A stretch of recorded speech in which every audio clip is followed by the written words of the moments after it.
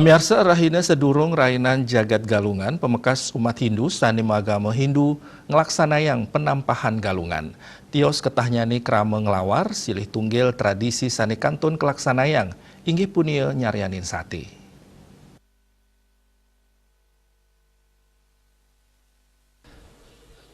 Penampahan galungan kelaksanayang oleh umat Hindu Bali arahina sedurung rainan jagat galungan. Namuning anggarawage wuku dungulan rahina penampahan ketahnyane keramo nampah walungan sekadi ayam wiadin bawi. Selanjutnya daging inucap kaulah dados sate kejangkepin antuk basa.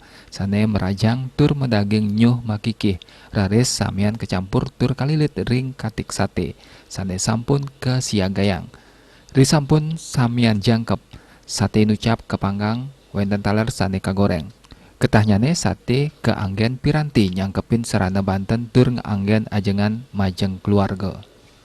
Sate nucap pina kecihna piranti perang anut ring buku Dharma Caruban wenten sia tuntunan ngaryanin olahan wiadin sate anggen sarana bebanten rikalaning rahina galungan. Kabaos sate penawa sangan pina kecihna senjata sangyang nawa dewata raris sate lilit pina kecihna senjata dewa Brahma merupa gada.